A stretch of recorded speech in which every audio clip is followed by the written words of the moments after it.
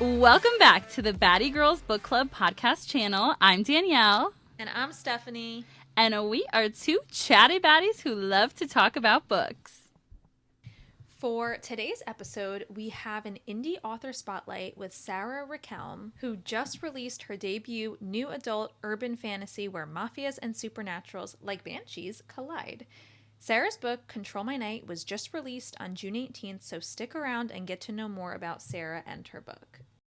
Woohoo! So, Danielle, I know we just saw each other not even 7 business days ago. Yes. What's new in the land of Danny? What are we reading? What are we watching? What's new in my life is that I am moving from Colorado to Maine. So I am heading back to the East Coast. So that has consumed pretty much every brain cell and every ounce of my concentration the past, I don't know, week, because it happened so fast. We had to find a place. So I really have not had a second to like focus on reading. I've read a good like quarter of the book for this podcast today, which I'm so excited to finish. It sounds really good. Everything that, we're going to talk about today. I'm really excited to finish it along with some of our readers and to talk with Sarah about it. No spoilers, please. And other than that, I've let every single Libby hold lapse. She said bye-bye. Like to the point where I had started reading a book. And normally I'm really good at turning my airplane mode on, the little tricks of the trade to keep it, even when it sends it back to Libby. Nope, she's totally gone. I was reading expiration dates. I mean, kind of ironic. It expired. She's gone. By Rebecca Searle. She also wrote 5 years. Yeah. Loved that book. So I'm really excited to read it again. Maybe I should probably put another hold on it. It was a good start. I like the concept. It was like every time you get in a new relationship, the main character was getting this note with the guy's name on it. And on the backside, it would say how long they're going to be together. In Black Mirror, there was an episode, if anyone knows it, where you found out you could find out when you started a relationship when it would end. And I think the concept was you didn't have to find out, but one person could find out, both people could find out. And so some of the relationships, if I'm remembering correctly, it was probably 5 years ago I saw this episode, one person, like they both would decide, okay, we don't want to know. And then one person would find out and it would inevitably ruin the relationship. Because if it was like, oh, we're only going to be together 6 months, then that person's checked out, So I really like the concept. I hope I can finish it at some point. And I've just been couch rotting in my free time and watching television. I am, by your recommendation, watching The Perfect Match right now with Tim. Tim's loving it. I'm loving it. We've got Micah from Love is Blind on there. We have Harry from the first season of Too Hot to Handle. Dom's back. That was crazy. Izzy. I mean, it was just like, wow, a good cast. I'm really enjoying that. And then I have about 2 or 3 episodes left of the new season of Bridgerton. What about you? Love that. I am also in a rot phase, but not because I am moving, just because this is our busy season at work. And so I just feel like there's so much mental capacity that I'm expending at work that by the time I finish work, I'm like, I do not have it in me to, like, before, I would say in February, March, April, you and I were like reading 3, 4, 5 books at a time. Now I'm like, I am 1 book at a time. Yes. So yes, this past week I devoted it to this book, Control My Night, which is, I haven't read too many urban fantasies. I want to say this is like my second. So yeah, I wanted to devote all my time to that. I just finished it up last night and really, really enjoyed it. And I feel like for us, like it shows like we're down kind of bad when we're not reading for relaxation, because reading is my favorite form of relaxing, but you have to have enough mental capacity to even read. So when you don't have that, I'm like, okay, we're in an era that it's a little rocky, but we'll get through it. Okay. It's okay. Like if reading is a hobby, then we don't have to feel bad if we do not have time for that hobby. Like there are other life things going on, and it's not like, oh, I don't enjoy reading anymore. We're just taking like an 8-week rest.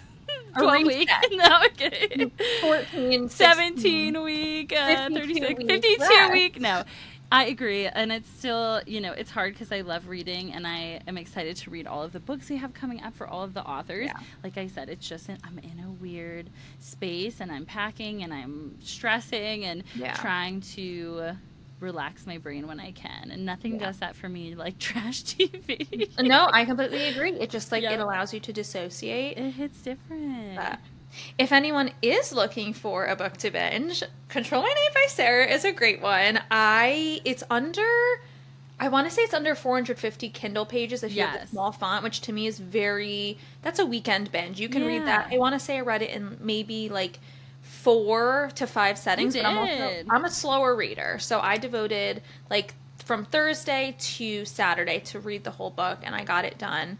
Yeah, you crushed it. Yeah. Well, I'm excited to bring Sarah on. Yeah, with that, let's turn it over to Sarah for our author spotlight. Woo! Hello, thank you so much for having me. We are so excited, and we figured that we would kick this off with you talking a little bit about your book, Control My Night, what it's about, what are the main tropes, what was your inspiration, anything that you want to highlight that you really think that readers would love about this book. Absolutely. So Control My Night is a new adult urban paranormal fantasy. It is about a girl who has abilities that she really wishes that she didn't have. And she gets abducted by a mob boss who utilizes supernatural beings in like a reimagined Prague, modern day Prague, to stay in power. And so her story follows her trying to find some independence in that world. And of course, there is a whole host of other characters on the side, including a fellow prisoner, Silas, who becomes this boy that she probably shouldn't fall in love with, but of course, dot. So I usually like to describe it as a little bit like, mafia mixed with fantasy romance. And the tropes that you'll find in this is like forbidden love. We've got some forced proximity there, which is my favorite combo. Love. You've also got your morally grey everyone. Everyone. And I also like to say, like, it's just a fun combination of like explosions and ball gowns and like forehead kisses. I feel like I rarely see everyone's morally gray. I feel like it's usually like morally gray man. No, I love that everyone's got a little bit of, gray in them, and that's okay. We love that. It adds to the story. Yeah. And in what you were saying, Sarah, modern day Prague, how did you come up with that setting? And I know at the end of the book, we're in Ireland. Curious about that as well. And also the title. I was trying to dissect the title. I'm just curious, where did the inspiration come from for all of those? Of course. So in terms of locations, I was traveling, so I've been to Ireland a few times. We've got some Irish heritage in my blood, and that's not the reason why I went there though. Like it looked really cool. And so about, I think 10 years ago, was when I first went to Ireland, and we were there for St. Patrick's Day. Been there a few times since, but that was my first time I went there, and I just fell in love with the country. It just felt very much like home the first time I got there, and it's really hard to explain. I still to this day cannot exactly describe why. It just felt the way that it did, but I loved it so much, and I went back a few times after that. And as for Prague, I think it was 8 or 9 years ago, I was traveling through Europe. I think I'd either come from Vienna or I was about to go to Vienna, and we stopped in the Czech Republic, and I was part of a tour. And again, as I was walking through the streets of Old Town, it's just, even just, Old Town, New Town, it's just such a beautiful combination of modern and almost medieval Gothic architecture, and the streets are windy and they're narrow, and just the way, like the bells tolling, just everything about it just has this sense of like almost mystique around it. And I remember even as I was walking around, I was like, oh, like, magic could totally happen here. And I've always been a writer, but I hadn't been writing at that point, but I was doing a lot of travel journaling. And so a couple of years ago, when the idea came to mind and I was trying to think of a setting, the Czech Republic and Prague just kept coming up in my mind. And I went through my travel journals and I was like, oh yeah, that's right. Like we went on ghost tours and we visited cemeteries, and it just, something about it just kept coming back. And I think it was that beautiful combination of modern and, you know, the medieval, and how a lot of magic sort of feels that way too. Like it, you know, especially the magic that's set in the modern world like mine is. I love that so much. And I love Yeah. that you were able to draw on your previous travel journals, which it sounds like that was just like for yourself. I know I like to journal when I travel too, and I haven't done that in a while. So this is reminding me to do that because it's really fun to look back at. And it was an inspiration for your story, which is really awesome that you could pull descriptive pieces that you probably didn't even think about back then that you'd be using for a book now. So, and I think you did it so beautifully. I was telling Steph, like off the bat, I highlighted maybe on the first page or two, there was a sentence that was just so beautifully descriptive. And I was like, the imagery in this book is amazing. And I love books that I can just picture where you want me to be right away. Oh, fantastic. I'm glad that happened. Yeah, because that's it. Like some of the passages, or at least, you know, like the vibes were coming straight from my travel journal, Yes. which was incredible. But also to answer your question, Steph, about the title was the last thing I worked out about the book. For a very long time, it was called Project Prague. Project Prague. I love it. And so Control My Night, a few different, I guess, reasons for it. So the My Night component is how Kiana sees her abilities as sort of this dark, you know, thing that for a very long time she's kept, you know, in the shadows, hasn't wanted to acknowledge, you know. So to her, that's sort of almost like, yeah, my night. And the control elements, internal, external, metaphorical, not so metaphorical. Lots of control in the Very book. much.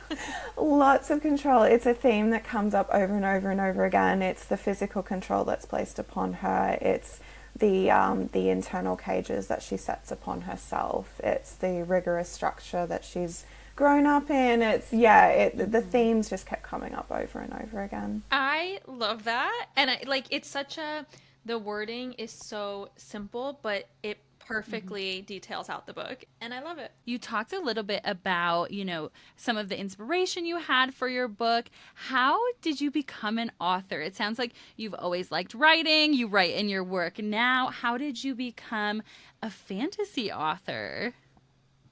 So, yeah, exactly. I've been writing a really long time. When I was younger, I had it in my head I was going to be a reporter. So we're talking 7-year-old Sarah running Love. around writing her own newsletter articles. And I would follow it. so I've always written in some way. I've always read when I was younger. You know, my earliest memories are of my family buying me books, you know, for Christmas, birthdays. It was just an automatic gift and I loved it so much. And then as I developed along, I became a YA fangirl. So then, of course, YA was booming around the time that I was in my early teens. We're talking the Twilight, the Model Instruments, you know. Twilight girlies right here. What a time to be alive, though. It was a great time. Like perfect timing. So Yeah. good. Amazing. So good. So while I was, probably coming out of high school, going into university, was the Twilight boom of the late, I think it was about 07, 08, 09, I think was when it was really taking off. And so, like many people, I was just obsessed with fan fiction. And so I went from reading it to writing it. Yes. I wrote fan fiction for, it's not as well known, but it's one of the earlier paranormal fantasy series by Meg Cabot called The Mediator. Okay. So she's known for The Princess Diaries, but she also had another series called The Mediator. And it was about a woman who could see, touch, kick the butt, of course, because she's 16, of ghosts. And she had taken it upon herself to sort of work out their unfinished business and help them move on. And when she moves to California, she moves into this really old, I don't know much about California architecture, but I think it's like ranch houses or something like that. And she walks into her bedroom and there is the ghost of like 150-year-old Spanish boy called Jesse, who has been dead a long time, and he's just been chilling in her bedroom. because he's got unfinished business, and she walks in and she can see him and she's like, this is not going to work. So it kind of starts as a bit of a forced proximity, I guess, begrudgingly friends, and then, to lovers. And it was, it also was the introduction for me of the morally grey, blue-eyed antagonist. Yes. So there's another mediator that comes into it that forms a bit of a love triangle. But essentially that was my OG fangirl series, and so I started writing fan fiction for that. And then I guess as just the years progressed, I started getting my own ideas, started writing those. I wrote YA fantasy when I first started, and then as I progressed and matured in my writing, a lot of the books that I really liked, apart from the YA ones, were like your dark, urban, paranormals, and that started influencing my taste a little bit. And so by the time I started writing my own proper stories, from there it sort of blossomed into what I'm writing now. I love that. I have 2 questions following up on that. One, are these posted on Wattpad? Yeah. So, what is your username? And then the second is, how have you were saying, like, as I matured in my writing, was this more just like self-taught? Were you taking criticisms from other people and just kind of keep doing it until you get better at it? A kind of a combination of all three. To answer your first question, I will never say. I will never tell you. Tell the people. Like a ghostwriter on Wattpad. Literally ghost. Yeah, no, no. Totally fine. For yourself. I mean, it was on the forums and people did read them, but it just feels like such a different part of my life now. I sort of, I'll keep those separate. You're like, please don't read I will that. never tell. But with growing with my writing, when I started taking it seriously probably about 7-8 years ago. And so I took a couple of classes. I joined, there's a few places over here like the Queensland Writers Centre. So I did some classes, but a lot of it was really self-taught. It was reading the genres. What do I like? What don't I like? I studied writing in high school, university. I was doing journalism to start with in university. I did 2.5 years of journalism. I ain't a quitter, but I got to 2.5 years, and I realized that my passion wasn't actually the reporting side of it. It was the communication aspects. It was the writing. And when I started my journalism degree, things were really starting to take off back then. I sound ancient. It was only about 7 days back it was only like 10 years ago now. I'm making it sound like this is forever ago, but 10 to 12 years ago, social media was really starting to take off, and it was starting to influence the way that news was delivered to people. And I remember my first day of journalism, this is a slight tangent, but the lecturer, he stood out the front and he was like, so I have bad news. This is the worst time to be a journalist. I hope you weren't trying to make this your career. And I was like, oh, great. So anyway, it was very motivating. I think he meant it to be motivating. I think he said that, by the time, this is like the Hunger Games. If you make it through your journalism career, you deserve it. So I basically, got 2.5 years and realized that my passion lied in more of the communication aspects of the job. And so I switched to organizational communications, and that was more of a focus on understanding how to reach different audiences, using language, which I now use in my job, but that was sort of the progression that I made there. And since then, I started writing my YA fantasy. I was working with beta readers. I have critique partners. I was querying that one for a time, so that was really good as well. That was a really good education, speaking with publishers and agents that were giving me feedback and understanding, what hooks them and what, a good first chapter looks like and those kinds of things. And so really it's just developed from there. you just keep writing until you tell yourself that you're okay at it. And you are okay. You're a little more than okay, Sarah.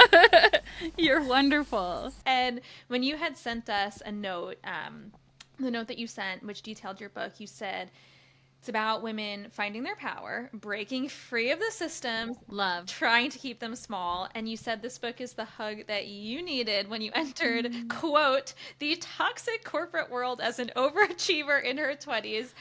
As someone who, I relate to this a lot, I'm sure Danielle, even though you're not in corporate, like you can understand just a toxic workplace environment. Oh, yeah. I think we all, 100%. yeah, this is something that all of us have experienced. So would love to hear more about that. Absolutely. Okay. You need another sip of the coffee first. Yes. I actually might have a sip of coffee. Yeah, coffee break first. And I will say too, like just reading that and thinking about that, just the like feminist piece of it and like being a woman in general, but I can't even imagine being a woman in corporate and then being a woman in healthcare, which are so many, especially nurses, but having a lot of doctors that are males that I've worked with throughout the years, and just the dynamics, the power shifts, the unspoken, I'm a man, you're a woman, you know, I think that says a lot, and I feel like this book really hits on a lot of that too. I'm so glad it resonated with both of you, even in your different industries, because you know, Danielle, as you were just speaking, like I haven't worked in healthcare, but I can only imagine. Yeah. I can only imagine. But yeah, so I guess this was the book I wish I had when I was in my early 20s, and it was detailing a lot of hard-learned lessons. I think, as you said, Stephanie, overachieving 20-year-old is going into the corporate world and wanting to work as hard as you possibly can, and so it's a little emotional thinking about it, but I think you have to go through these things to learn from them. And so back then, I was in a different industry to now, a very male-dominated industry, and this was pre-Me Too as well. So there were a lot of things that I saw every day, that were told to me every day, that I accepted as just almost part of my conditioning of this is just how it is. And because I was trying so hard to do my best, and I was working for someone who had become, I guess, like a cog of that machine. I was working for a woman, but she had almost become tougher than the system. And I think in a way she was trying to make me tough too, but she was doing it in a way that wasn't, in hindsight, probably the best for anyone involved. And so there were a lot of times where I would walk into a meeting and I would be told ahead of time, this man's going to decide whether we get the contract or not, or the girls that are working for you will stay employed because we need to renew the contract. And so I was always walking into situations where there was just a power imbalance, and I felt like I didn't have actually a lot of options every time I walked into a room. And there were times where I was literally told, sometimes my role in that room was to sit, be pretty, say nothing, or try and keep the peace if things get too heated. And so I guess when you're told that over and over and over again, that your only value is as a peacekeeper or as a way to win a contract, like it can be a little bit demoralizing and make you feel like you don't have a lot of options. And so it took a few years of being a part of that system before I realized you do have options. And I ended up leaving and then finding a different industry that I enjoy so much more. But I think that was one of the biggest things I wanted to build into the narrative with Kiana, was her realizing that even though she's in a situation where so much is out of her control, she actually does have options. She has agency. She has ways that she can take her power back, even in small ways. And for the female empowerment piece, I felt it was really important as well that when you're in those kinds of environments, like being around supportive, empowering females really helps. especially when you're young and almost having that mentorship of an older, female or someone who's been in the industry a lot longer. Having that empowerment is really important and sometimes can make all the difference. And so it was very important to me while I was writing this book that all of the female characters in some way, shape or form were an empowering lens, even if potentially like some of the characters like Lysandra are part of the system or have their own agendas. Oh, Lysandra had her own agendas, right? She was empowered. She really was, wasn't she? So I hope that answers your question. Let me know if you want me to dive deeper there. But yeah, it was that real uncomfortable feeling of early corporate, knowing you're walking into a room, knowing you don't understand the rules, knowing that everyone's almost exploiting that innocence a little bit, a lack of understanding, and you know that and you can feel it, but you just don't know how to respond. And I was also, I'm a people pleaser and an overachiever. So again, I respond, I understand how that feels. I think that's really well said. And I think a lot of people, like I said, whether in corporate or not, will truly understand that and get a lot out of this book. It's a lot of healing. I feel like that, that warm hug that you need, I think, that's really important. And you're giving that to people, which is really cool. And hopefully very healing for yourself, your past self too. Yeah, it was very cathartic writing it. It was very cathartic. And also the other side of it too was, for me, it was very important to write a relationship that was not toxic, that was empowering. Yeah, that was important to me too, because I think when you're a lot younger especially, you have these ideas about what relationships should be like, and sometimes they're not the right. I'm being careful how I say this. They're not. They're not right. Red flags are not green. Yes.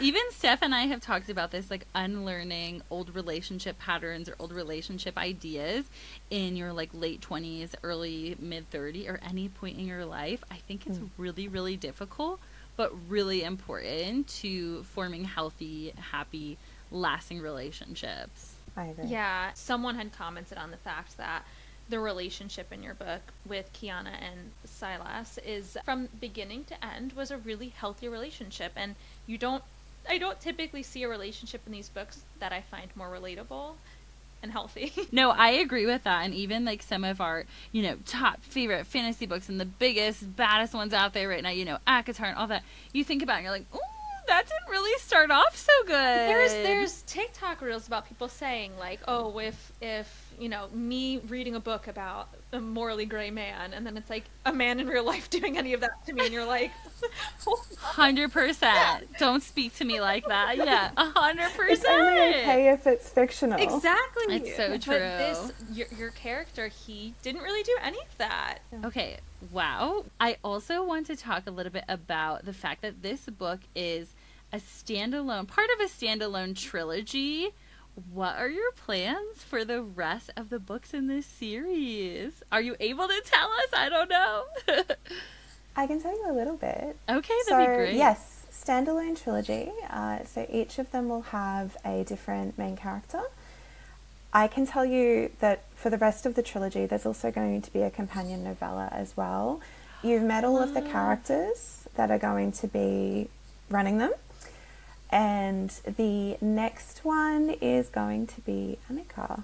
If you're paying attention, I think you can tell who might be coming up in the future ones. That's really exciting. And I think I'm really getting into the standalone trilogies. I've read not in fantasy yet, but I've read in romance. And I love that you get the different storylines. There's those little spoilers that trickle in throughout it. But if you're like me and you've listened to some of our previous podcasts, sometimes I read the books in the wrong order. And it's okay because they come off holds at different times. And you still can get so much out of it, even if you're like, oh, oopsies, I read the second book before I read the first one. But I love that you get to see those little glimpses of the characters from the first story, from the last story. I think that's really fun because a lot of times you get attached to these side characters and you want to know more about them. Yeah. I do like how, for example, in ACOTAR, you've got Rhys and Feyre's story, but then you've got Nestor and Cassian's, and then everyone's speculating about what the next one's going to be. But I love how, even though the lens shifts, they're still there. And Yes. so that will be the same for my trilogy, is that all of the characters will still be there in some kind of blender, but the lens will just be focused on different ones and their respective story. I love that. I think it really like hooks your reader into, because when you're in that world, you want to stay in that world and you want to know more. And I think that's exactly what you're giving us. Yeah, totally. I would love to know, who are your favorite characters? Who's your favorite side characters? I feel like that's a big one. I love a good sidekick. And I feel like even though everyone in the book is morally gray, is anyone's actions inspired by a villain in your life, or from that Ooh, yes. toxic environment you spoke of before? Oh, that's a really good question. No one's ever asked me that before. Yes, actually. Some of the turns of phrase, some of because there's a couple of villains, there's a couple of antagonists. So some of the turns of phrase, some of the positioning or the conversations, or just that real like ick feeling that you get in that scene has directly come from that not great job. Yeah. Or just other experiences that you potentially have as a woman growing up in this world. But my favourite side characters, or the ones that I relate to the most, Annika is basically every intrusive thought I've ever had just on a page. I love that. This is a very therapeutic book for you. It's so therapeutic. And I actually really relate as well, and this is probably going to go a little bit deeper than perhaps the first book affords, but I also really relate to Stedman in the way that he holds himself to this really rigid, high standard, almost to his own detriment. And so I really relate to that as well.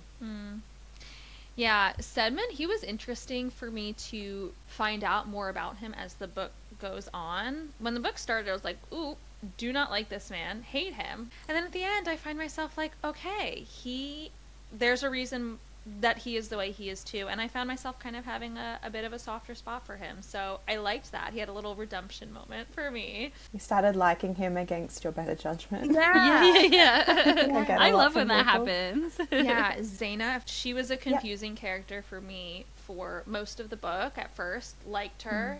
Middle, wasn't really sure. End, okay, we're back on board. Like, there was a few characters, and I think that really, it makes sense when you're saying everyone's morally gray. You set it up so that I was very confused if I liked people or if I didn't for the entire book. But I would say those two threw me for the biggest loop, and I don't want to say too much and, share spoilers or anything, but I really, really enjoyed finding out more about those two characters. We love a comeback moment, and I love a redemption arc. Anytime you can make me hate somebody or dislike them, and then by the end I'm like, oh, okay, I see what you did here. That is my absolute favorite. I feel like that says a lot about your ability to write great characters and the character development. Like that is tough work. That's harder than just having someone likable the whole way through, for sure. Yeah, we've got quite a big cast. We got Johan. Yes, he's a rascal. A rascal. Matej. I love that. Matej was a wild ride. Matej. My favorite kidnapper, but he's so tall. Just, your neighborhood lovely kidnapper. We love it. I think while we're on this topic of characters, Banshee, that whole thing was a very interesting element for me. Again, Danielle and I were talking before you hopped on. I had done, this was maybe truly in like elementary or middle school, I had to do some school project on mythology, and I am Irish, and so I had picked something in Irish mythology, and I had done a project on banshees. That was the first time I heard about them, and probably the last time they had been in my vocabulary, and I have never read a book that touched on them. So when I saw and I started the book, I was like, I know what these are. Yes, whip out the report, Steph. Yeah, so do I just live under a rock? Are banshees just a bigger thing in urban fantasy and I'm just uncultured? No, I don't think so. Yeah, I think they're unique. Yeah, curious to talk more about some banshees. Of course. So you guys touched on it. Like they are sort of in fantasy. They're not very often though. And I wanted to write, I guess, the book I wanted to read. I hadn't seen them much. And so that was very much part of that formulation there. I was also thinking heavily about the themes of the book, having those mafia undertones, having the themes of exploitation and how that can look different in different ways, and what kind of beings with magical abilities would fit into that. And so with the mages, for example, I used that common trope that you find in fantasy about there being an exchange for power, so it costs you something to use your abilities. And I felt that fit really well with the themes of the story, because you've got some mages that have a codependent relationship with their abilities, and so they're more than happy to use them. And then you've got others that understand what it's doing to them and it's costing them, but then what's driving them to do that? Is it duress? Is it something else? Is it blackmail? All of those kinds of things.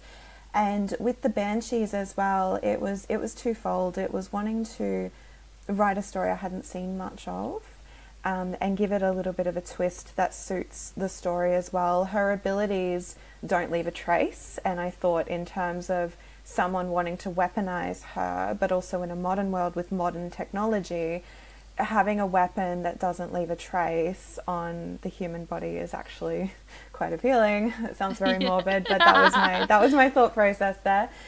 And then the other side, it's a little bit more of a feminist kind of angle, but the thing that tends to be silenced the most in this world is a woman's voice. And so, the thing that is set out to be silenced the most is also one of their most powerful things that they have is their voice. And so that metaphor of using a being that's known for it sort of fit. That fits so perfectly. Right. Like her voice is lethal in this book. And I love that. I got chills when you said that, because Me too. I wasn't making the connection. And then when you say it, I'm like, duh, that makes so much sense. I absolutely love that. We love a feminist angle. We love a woman with a voice. That really is perfect for this book. Perfect for our platform. Yeah. Very excited about it. Excited for the next one. Do you have an idea of timeline? I'm hoping to have it out probably this time next year. I'm working on it right now. I can tell you that it is going to be a rivals to lovers. Ooh, and Annika is a bodyguard, and there is a fellow bodyguard. She meets her match, so it's been super fun to write. So yeah, I'm about halfway through drafting that one at the moment. Turns out debuting is really distracting. Yeah, I can imagine. But yes, I'm looking forward to that. So yeah, about this time next year, I'm hoping for that one. And probably a similar timeline for the next one as well. Amazing. Well, we'll be here this time next year. You let us know. We can talk about it. Would you mind sharing with us where/when our readers can find your book and follow your journey? Absolutely. So I am most active on Instagram at Sarah L. Richhelm. You'll also find me, I've started very slowly on TikTok, under author Sarah L. Richhelm over there. My website, author.sarahLrickhelm.com. I have lots of little things in there, lots of little Easter eggs tucked away. I've also got a directory to where you can buy my books. It's available everywhere online, like Amazon, etc. And also some physical bookstores here and over in the States as well. Wow. Thank you so much, Sarah, for sharing your book with us and letting us highlight your book today. Like I said, I am newer to the urban fantasy genre, and this book was such a smooth ride into the genre, and we are thrilled to be able to share it on our platform. If you like what we have to say and you want to hear more, please leave us a review and follow us on Apple Podcasts, Spotify, Instagram, and YouTube at Baddie Girls Book Club. And don't forget to stay baddie. Woo!